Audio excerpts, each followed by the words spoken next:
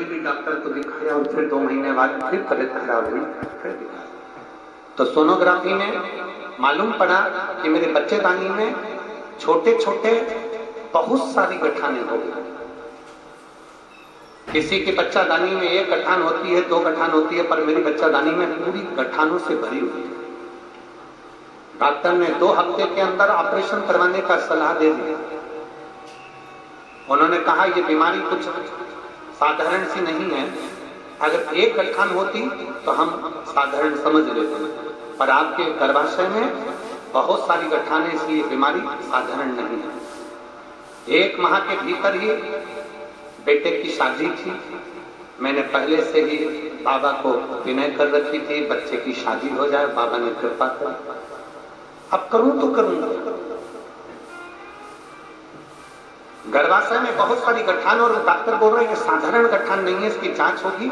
1 गठान होती तो हम साधारण मान लेते, पर पूरा गर्भाशय गठानों से भरा हुआ। अब क्या करें?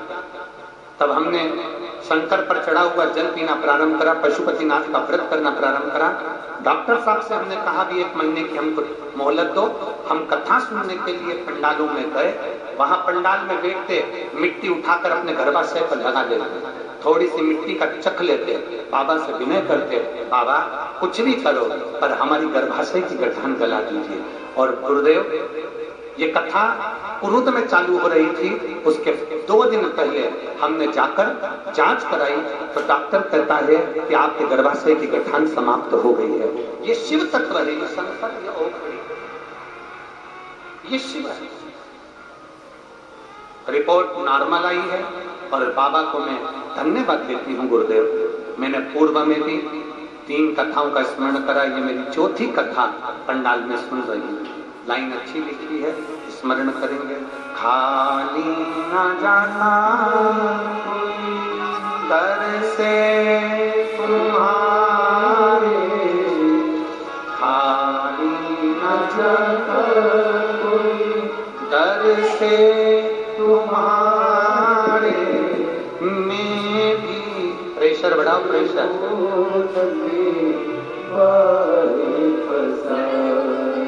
अपने हृदय लगा लो,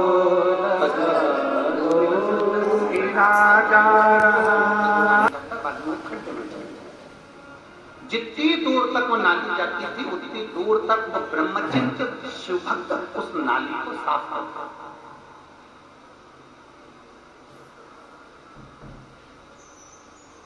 दो स्थान शंकर के मंदिर के, 2 स्थान। अगर बहुत रोग में ग्रसित होना, बहुत रोगीले हो गए ना, बहुत कोई बीमारी ज्यादा हो गई ना, 2 स्थान शंकर के मंदिर के बना है। 2 स्थान जिसको हमको साफ करना है, 2 स्थान। और वहां चंदन की एक बिंदी रखकर 2 स्थान बना देना। पहला, ये जो जलाधारी है, अशुक सुंदरी वाला जो स्थान है, पहला स्थान अशुक सुंदरी का स्थान, जहां पर बीच में एक मोटी सी लाइन रहती है, उसके आसपास में जो जगह रहती है, उस जगह को जल से साफ करना। और जल से साफ करने के बाद में उसी को अपने शरीर पर थोड़ा सा लगाइए, हाथ को धो लीजिए, थोड़ी सी